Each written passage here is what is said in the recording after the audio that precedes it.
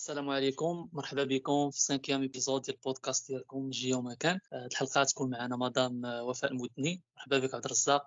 مرحبا بك سي محمد، مرحبا بالمستمعين. دونك في هذا الابيزود غادي تكون معنا وفاء اللي غادي نتكلموا معها على مواضيع مختلفه، من بينها امكانيات pour le travail des ingénieurs topographes à l'étranger principalement en France, la procédure administrative, les possibilités باش اننا نلقاو خدمه، وايضا غادي نتكلموا في une deuxième partie على le travail ديال l'ingénieur topographe dans une société de monitoring de SHM structural health monitoring. غادي نتكلموا ايضا على شنو هما لي بروجي اللي تيخدموا عليهم، وغادي نتكلموا على لو رول ديال الانفورماتيك بور لانجينيور توبوغراف دون تو سكي مونيتورينغ. دونك مرحبا بكم وبقاو معنا في هذا الابيزود. مرحبا بك وفاء. Merci d'avoir accepté notre invitation. Merci à vous de m'avoir invité. Vraiment, je me sens honorée. J'adore l'initiative. J'adore le fait que je peux faire partie du lancement de l'initiative, on va dire.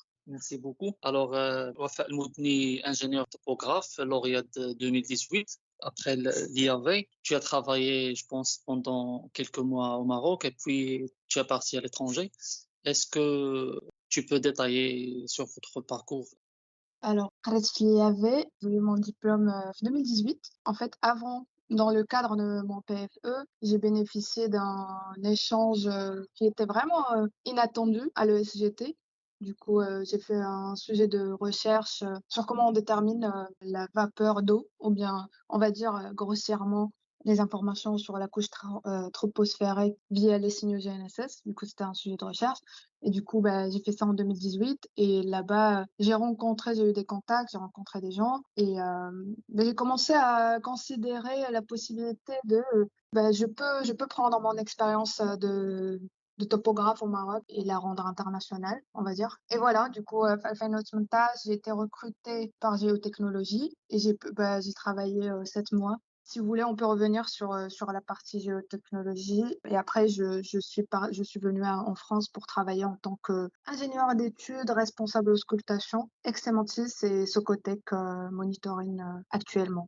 Du Congo, j'ai essayé d'être brève. Donc la première expérience c'était avec Géotechnologie ici au Maroc, puis vous avez parti en France pour travailler avec la société Socotec. En fait, je sais que la plupart des étudiants, lorsqu'ils partent à l'étranger, ils créent des contacts avec des sociétés ou bien avec l'université. Donc, ils essayent de garder le contact avec une entreprise afin de trouver le travail. Et est-ce que ça a été vraiment de la même façon pour toi, Wafa? Tu as déjà trouvé de l'emploi lorsque tu as fait le PFE à l'ESGT, ou bien lorsque tu es rentré au Maroc, tu as cherché une offre, puis tu as postulé pour travailler avec Socotec. Parce que c'est vraiment, ce point-là, il est très intéressant pour les nouveaux lauréats qui souhaitent un jour travailler à l'étranger. En vrai, je pense que dans mon cas, j'étais un tout petit peu chanceuse. En fait, il y a deux parties de réponse. Genre, je suis le genre de personne qui croit vraiment au truc de expose yourself. Genre, là où il y a des opportunités, mets-toi là-dedans et vois qu'est-ce qui va se passer. Du coup, quand j'étais en France, j'hésitais pas à networker, à parler de notre formation à l'IAV, qu'est-ce qu'on sait faire, nos compétences et tout. Du coup, mes encadrants, Monsieur Morel, directeur de l'ESGT, il travaillait avec Socotec Monitoring. Et du coup, il m'a dit, comme tu es là, comme ils travaillent eux au labo, ce serait bien qu'on vous mette en contact au cas où tu voudrais peut-être travailler chez eux dans le futur. Et du coup, ça avait commencé comme ça, mais c'était genre juste une idée. Mais moi, genre pour moi, c'était une idée parmi d'autres. Du coup, ce que j'ai fait, j'ai commencé à regarder. Lui, si vous voulez, il m'avait mis l'idée dans la tête. Il m'a dit, voilà, tu peux. Enfin, t'es compétente, t'as tout ce qu'il faut pour un ingénieur géomètre qui sort de l'ESGT de la France. Du coup, il serait ravi de t'avoir. Et du coup, j'ai gardé l'idée, mais en même temps, j'ai checké sur Indeed, je checké sur des sites de recherche d'emploi, j'ai checké ingénieur topographe. Et du coup, j'ai commencé à postuler. Je me suis dit, ouais, si j'ai le même niveau que les topographes de la France. Et en fait, il y a une information très importante, c'est que les ingénieurs topographes, ça figure dans les métiers en tension en France. Du coup, on a plus de demandes que d'offres. Et du coup, j'ai commencé juste à postuler. J'ai postulé à plus que 50 entreprises.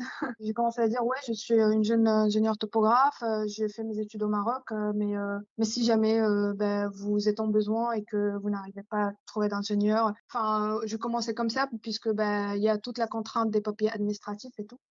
Et du coup, j'ai misé sur les 2 points, on va dire.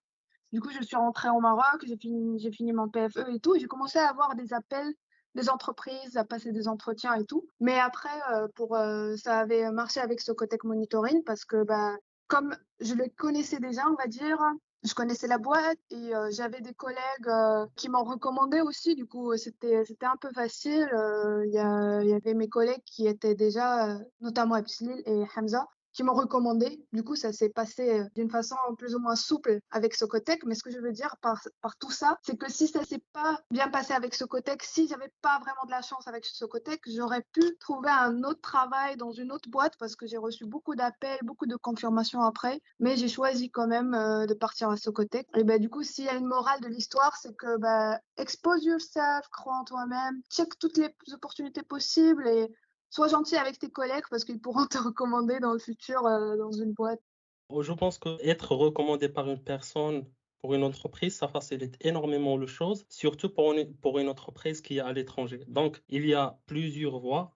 Je pense deux dont tu as parlé principalement, c'est que soit tu as déjà travaillé avec l'entreprise dans ton PFE à l'étranger, donc ils te connaissent déjà, ils peuvent te faire confiance parce que le point essentiel, c'est que l'entreprise te fait confiance que tu vas faire le travail, tu as les moyens et que tu es assez qualifié pour travailler chez eux. Le deuxième point, c'est d'être recommandé par des collègues qui ont déjà travaillé avec l'entreprise. Ils te connaissent et la société les connaît, donc ils font l'intermédiaire. Est-ce qu'il y a d'autres possibilités à part aussi de postuler qui est vraiment de la chance? Parfois, il te répond, parfois, il répond pour un entretien, mais parfois, il risque de ne pas avoir le courage parce que la procédure de faire venir un ingénieur de l'étranger, elle n'est pas assez simple. Et concernant ton expérience, quelle est la procédure pour l'autorisation de travail en France? Moi, je vais juste me consacrer à l'exemple de la France parce que je suis plus familiarisée avec ce cas.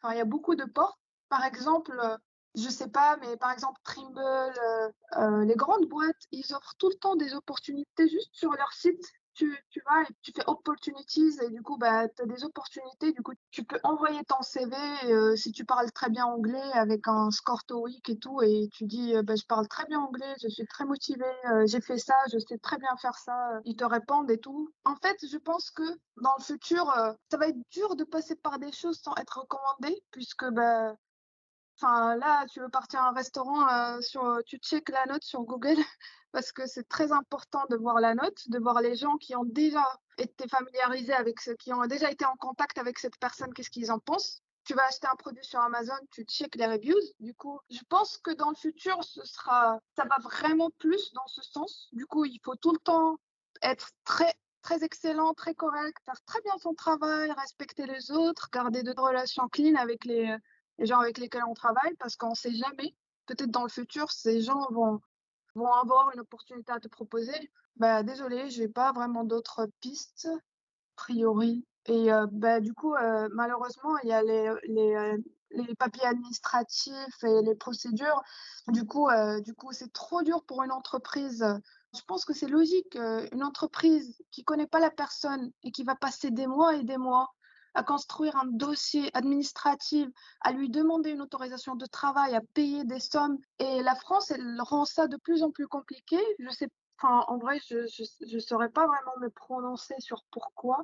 Mais par exemple, l'année dernière, à partir de mai 2021, il y avait une loi qui était sortie comme quoi, même si j'ai déjà travaillé en France et j'ai pas une résidence permanente. Tant que j'ai pas une résidence permanente en France, à chaque fois que je veux changer mon emploi, mon employeur doit demander une autorisation de travail. Et du coup, ça coûte genre 3 000 euros, je pense. Et ça coûte dépendamment de ton salaire, mais en gros, ça doit être vers 3 000 euros. Ça prend du temps et ça requiert des échanges administratifs et tout ça. Ouais, c'est très compliqué pour une entreprise de faire ça. Ça devient un peu plus dur, pas pas beaucoup pour les topographes parce que comme vous voyez, enfin moi, genre cette autorisation, je l'ai eu en moins d'une semaine, alors que les autres métiers, ils l'ont dans 3, 4 mois. Du coup, pas pour beaucoup, mais quand même, une entreprise va toujours préférer la facilité. Du coup, c'est dur pour une entreprise de ramener quelqu'un. Il n'a aucune recommandation derrière. C'est juste parce qu'il a vu son visage dans une caméra et la personne a dit ouais, je sais bien faire les choses. Enfin, même si la personne est très forte techniquement, c'est dur pour une entreprise de prendre le risque. What if la personne ne peut pas travailler en groupe? What if il y a des choses qui ne vont pas bien? Du coup, ouais, on a vraiment besoin des notes Google, des références, des reviews pour que bah, l'entreprise soit plus ou moins rassurée, on va dire. Oui, construire une confiance. Je pense que partout en Europe, il y a l'obligation d'avoir ce qu'on appelle une autorisation de travail.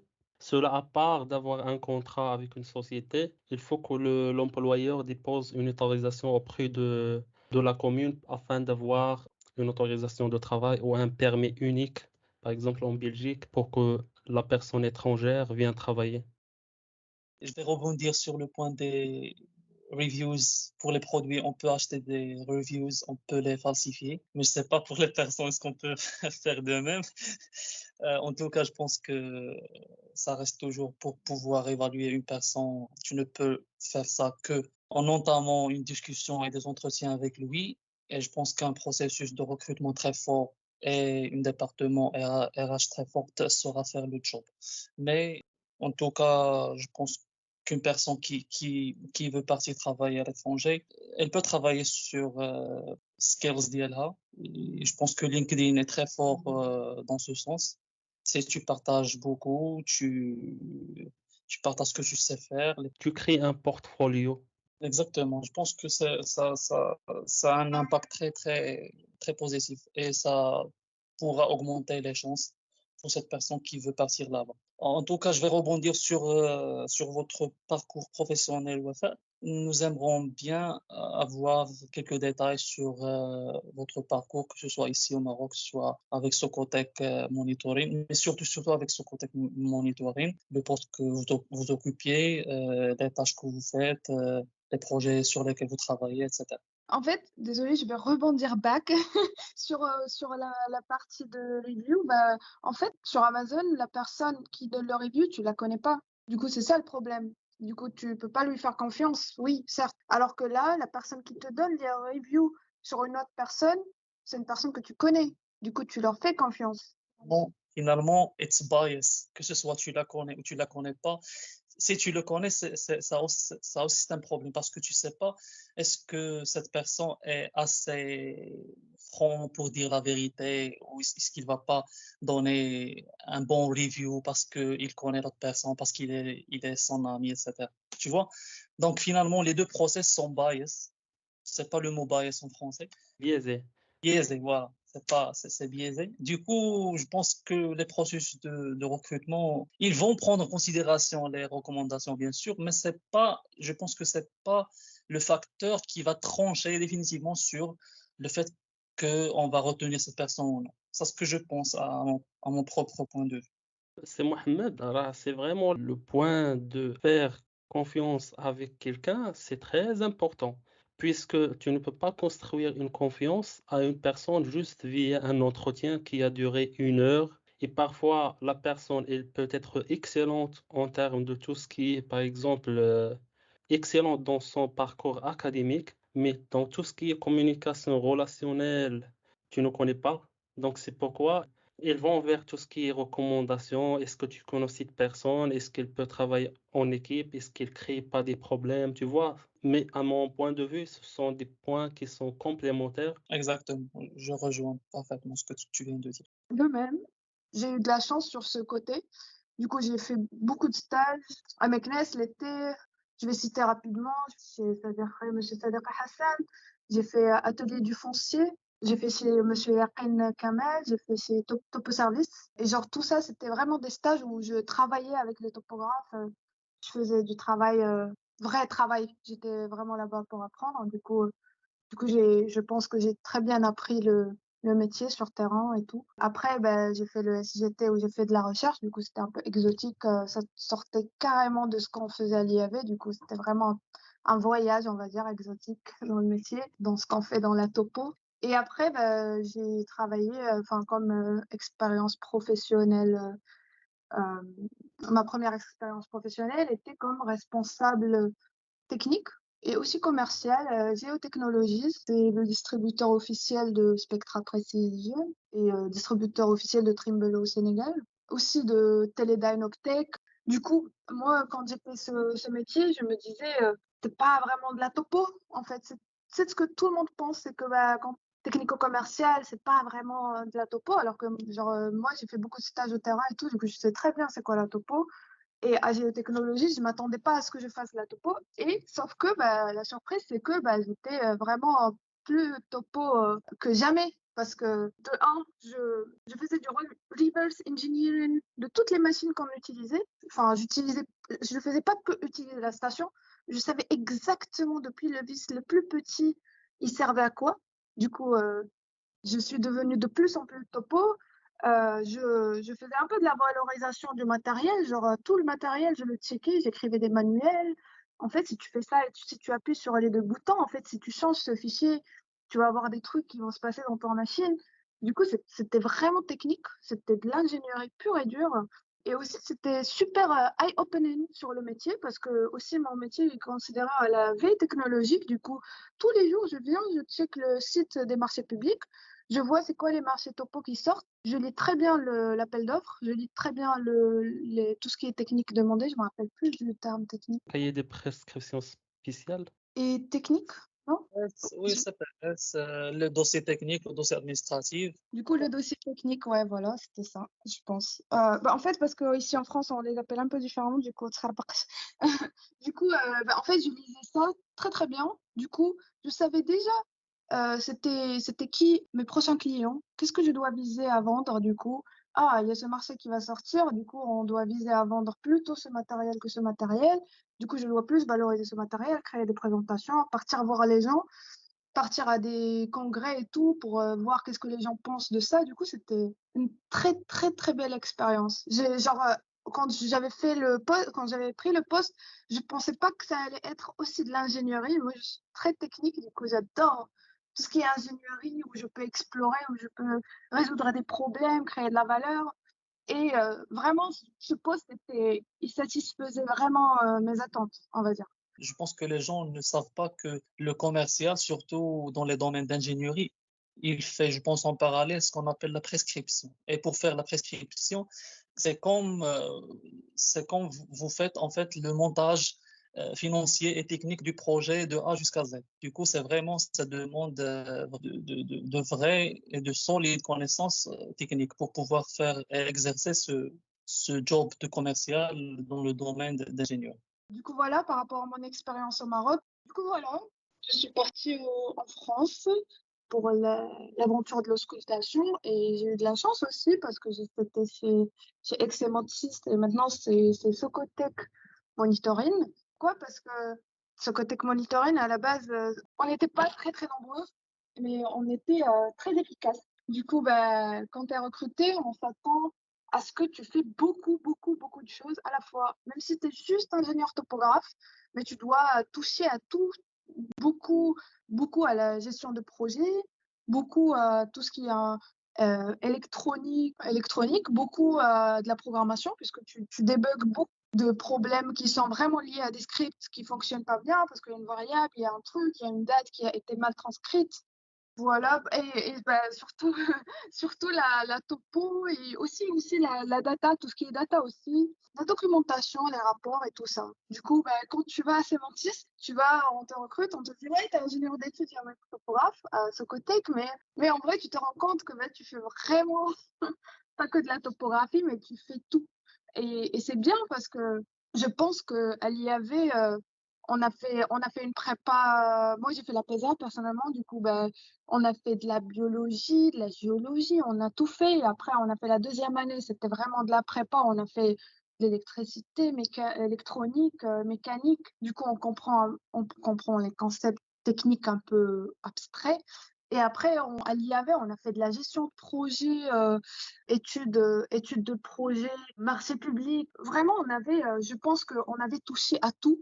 Et quand on arrive à Semantis, je pense qu'on est vraiment le profil qu'on cherchait. Du coup, on arrive avec toute confiance en soi à tout faire. Du coup, voilà, c'était super enrichissant, puisque comme je vous ai dit, j'ai tout fait. Mais si vous voulez, je vais plutôt me consacrer sur la partie topo. Bah, du coup, ce qu'on faisait à Socotec, c'est du structural health monitoring. Genre, c'est le terme technique pour dire de l'auscultation des ouvrages. Et là, de plus en plus, il y a des marchés publics qui sortent pour ausculter les ouvrages qui sont en cours de construction ou des ouvrages qui ont été construits il y a longtemps et qu'on estime qu'ils sont vulnérables. D'ailleurs, tous les ouvrages doivent faire objet des marchés d'auscultation, je pense, après 10 ans qu'ils soient construits, parce que il y a beaucoup de choses qui se passent et que bah, il faut vraiment les suivre, surtout quand les projets sont de grande envergure et quand on a investi beaucoup d'argent pour les construire. Du coup, l'auscultation, c'est un truc bah, qui est très demandé et qui sera beaucoup plus demandé dans le futur parce que ça commence à être très démocratisé en ce moment. Et du coup, généralement, ce qu'on faisait, c'est on se basait principalement pour la partie bâtiment. En gros, je vais peut-être donner un tout petit contexte du projet dans lequel je travaillais. Alors, il y a la Société du Grand Paris et ils sont en train de faire une extension du réseau de transport en Île-de-France. Ça veut dire il y a beaucoup de lignes qui vont être étendues de plus d'une dizaine de kilomètres. Et a priori, ça doit être prêt pour les Jeux Olympiques de 2024, enfin la première tranche. Et du coup, bah, il y a beaucoup de tunnels qui sont creusés en dessous de Paris. Et qui dit tunnel dit vibration et instabilité. Et qui dit Paris dit des bâtiments très jolis, très chics. Et du coup, il fallait surveiller en temps réel ces bâtiments. Est-ce qu'ils bougent d'un ordre de grandeur millimétrique, voire submillimétrique? Et est-ce que c'est tolérable ou pas? Qu'est-ce qui se passe? Comment on peut analyser le comportement de ce bâtiment qui a fait ça et pas l'autre? Du coup, en gros, là, je vous parle que de la partie bâtiment parce qu'en vrai, c'est plus global que ça. Il y a aussi la partie construction, des gares, il faut gérer les murs. Est-ce que ben, les travaux, ils n'aiment pas les constructions en cours? Mais en vrai, je vais vous perdre si je vous lis beaucoup de détails. Donc, la partie gestion des bâtiments, elle se faisait principalement que en topo classique, ça veut dire une station totale et des prismes. Du coup, on avait un planning, on savait quand est-ce que le tunnelier allait arriver. Du coup, on partait, on collait des prismes de grande précision et on installait des stations totales. Généralement, c'est surtout dans les toits.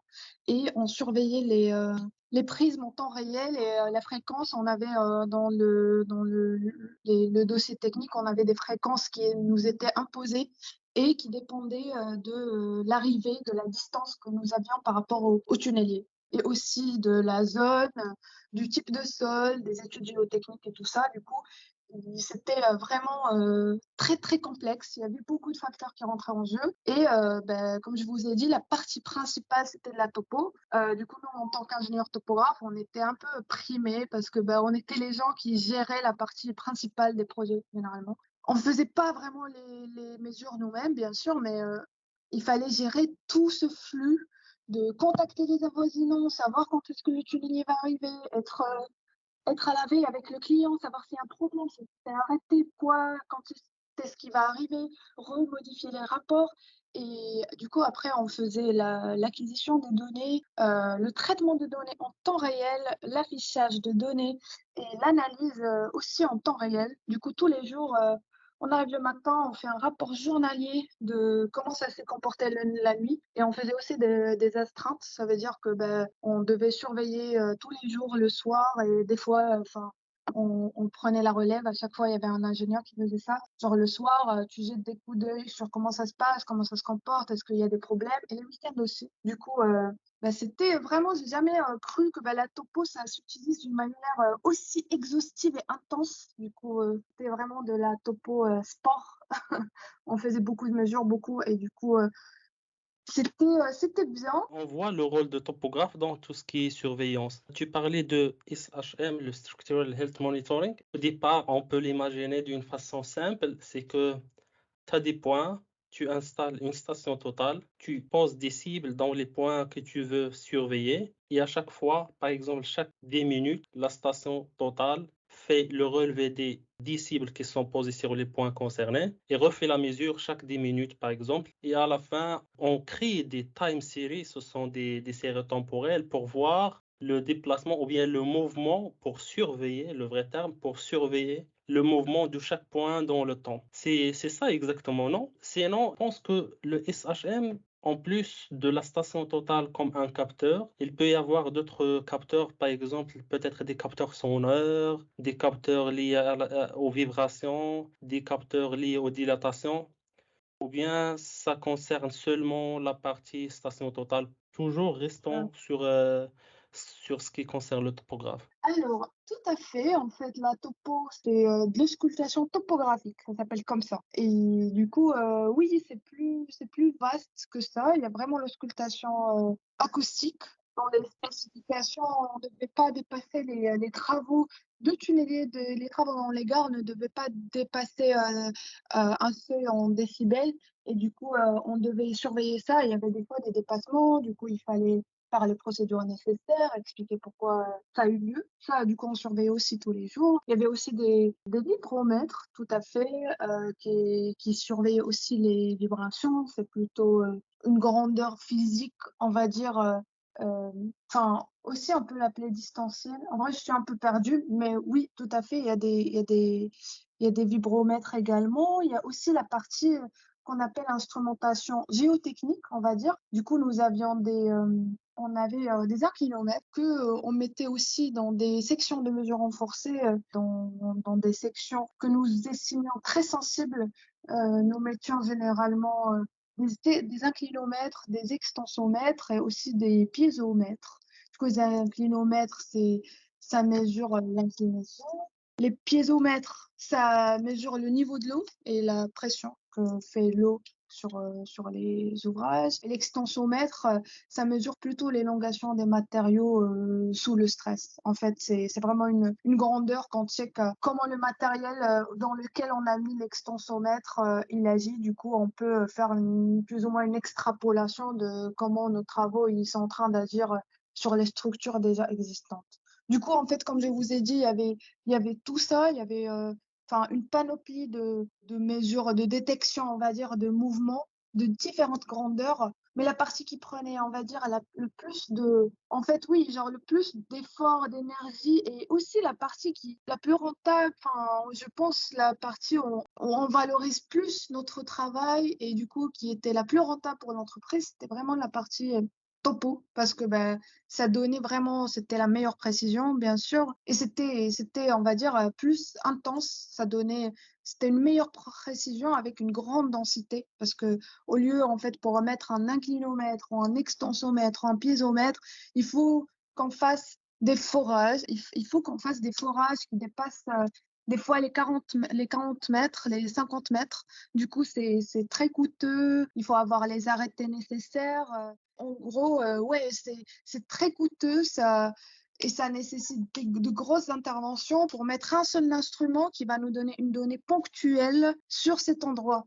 Alors que les prismes topographiques, tu peux en mettre partout où tu veux et si tu es intelligent suffisamment pour mettre ta station dans un endroit, elle va viser beaucoup de prismes et du coup, tu as une densité incroyable de données et sans être intrusif, tu vas pas faire des forages de 50 mètres et avoir un arrêté. Du coup, la topo, c'est l'outil le plus privilégié. Avec la topo, on pouvait faire des cartes. Alors qu'avec les piézomètres et les inclinomètres, ça coûte beaucoup, c'est super coûteux d'en avoir. Du coup, on pouvait pas nous permettre d'avoir beaucoup dans une zone. Du coup, tu peux pas vraiment avoir une carte des données piézométriques, inclinométriques, alors que pour les données topographiques, tu peux avoir une carte et une carte, c'est le truc le plus intuitif pour comprendre ce qui se passe dans un terrain, une grande étendue. Du coup, on va dire, il y avait la composante géotechnique, mais je pense que la composante topographique, c'était la composante qui avait le plus d'utilité dans ce cas en particulier. Donc, ça dépend du milieu, de la situation. On peut choisir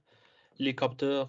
Par exemple, notre collègue Abdelil Nahlé, que tu as cité tout à l'heure, il travaille sur tout ce qui est INSAR, interférométrie radar par satellite, monitoring par GNSS, donc des récepteurs GPS installés sur les ponts. Donc, ça dépend, comme tu disais, fortement du milieu. Mais est-ce que la plupart de ces capteurs, tu les installais comme topographe ou bien tu travailles seulement sur la composante topographique en vrai sens du terme, donc station totale, GNSS, ou bien il y a une composante dans tout ce qui est capteur vibromètre et ces capteurs, d'autres capteurs par exemple, qui sont la spécialité d'un génie civil ou d'un géotechnicien, il nécessite une composante de géoréférencement, d'où l'intervention du topographe. Bien sûr, tous nos capteurs, ils devaient être géoréférencés quand on devait avoir la précision, enfin plus ou moins exacte. Ça nécessitait pas une précision très très grande. Déjà, pour poser des capteurs, il faut faire des plans, il faut les envoyer, après des plans topographiques.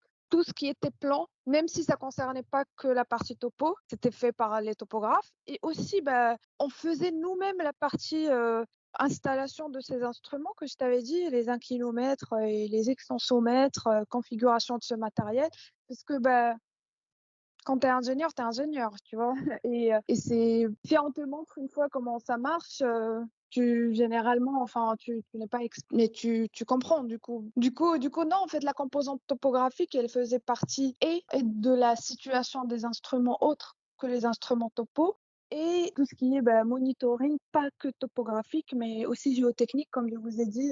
Oui, voilà. Donc, ça prouve davantage à quel point le champ d'intervention de l'ingénieur topographe est vaste et ça renforce ce qu'on dit toujours, nous, que l'ingénieur topographe, sans lui, rien ne se construit. Alors, je vais retourner vers une partie académique qui vous concerne, Madame Wafa. Vous suivez actuellement une formation de développement à l'école 42, l'école d'informatique. Alors, pourquoi cette formation? Est-ce que c'est juste par passion vers le développement et vers l'informatique? Ou bien il y a un objectif derrière cette formation? Alors, comme je vous avais dit, bah, en topo, et pas que en topo, ce qu'on fait, il y a la composante de données qui est importante. Et comme je vous ai dit, la topographie, elle est privilégiée parce qu'elle offre une densité spatiale et temporelle des données.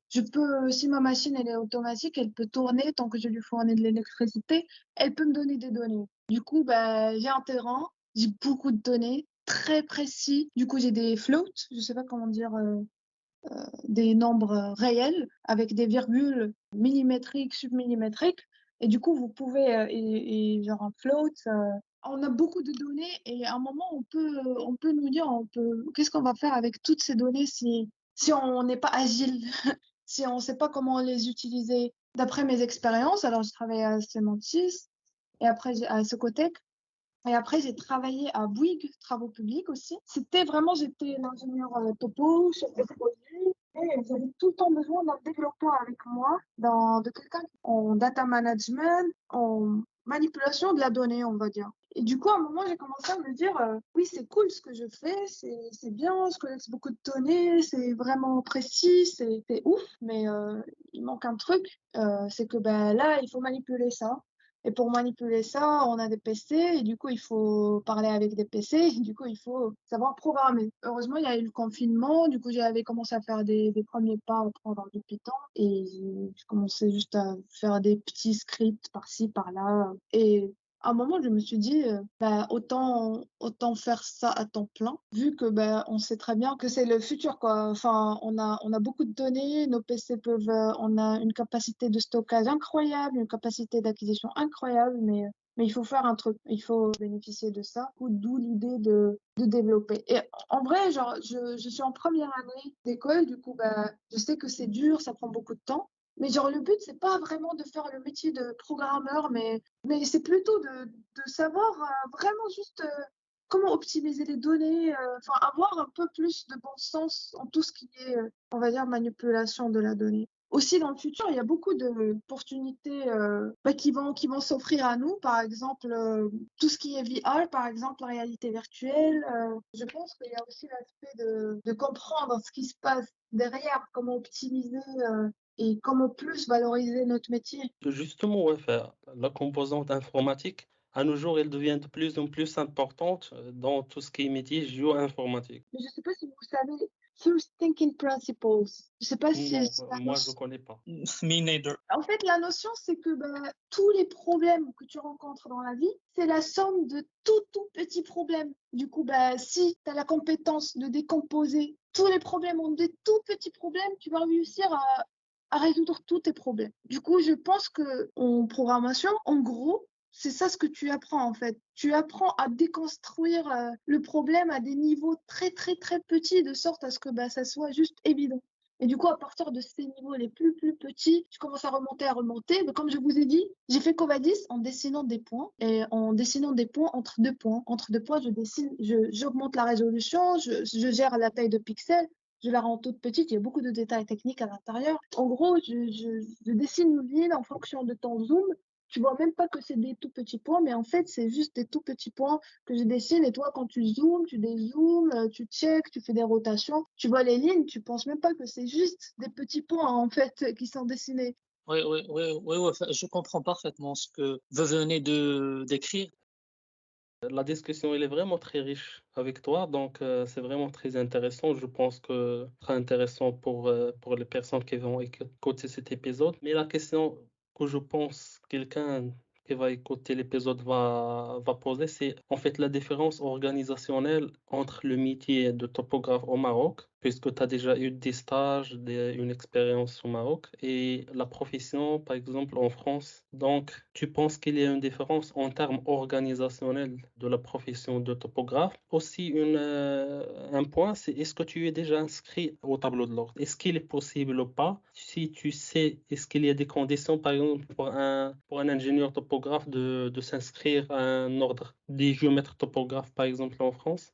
C'est un peu protégé. On fait des bâtons dans les roues pour que ça soit pas accessible à tout le monde. Du coup, je pense qu'il faut faire 2 ans à l'ESGT parce qu'on estime que un ingénieur topographe, il doit avoir une idée exhaustive sur toutes les lois d'urbanisme, tout ce qui se passe en France. On estime que chaque pays a ses différentes. Euh, C'est la même chose pour les étudiants qui viennent, par exemple, de l'ESGT en France et viennent pour travailler au Maroc. Ils doivent faire des stages, par exemple, au cadastre, ils doivent faire des stages dans des entreprises, ils doivent, par exemple, assister à des cours sur le foncier, sur le cadastre, je pense. Donc, c'est normal que la situation de chaque pays elle est différente de l'autre, surtout en termes du foncier, du droit foncier, de l'urbanisme, de la législation, beaucoup de choses. Je pense que c'est important. C'est important si tu veux exercer le métier de géomètre. Alors que moi, je fais que la partie ingénierie. Du coup, j'ai un peu oublié cette dimension qui est vraiment très importante. Je pense que c'est limite, c'est ce qui donne à notre métier beaucoup de valeur. Enfin, parce que la partie tech, tout le monde fait de la tech en ce moment, tout le monde fait de l'ingénierie. Ben, heureusement que c'est protégé par une inscription au tableau de l'ordre des géomètres topographes. En France, à ma connaissance, c'est au moins pour les diplômés, par exemple, de l'ESGT. Donc, tu dois exercer au moins 2 ans dans le privé avant d'être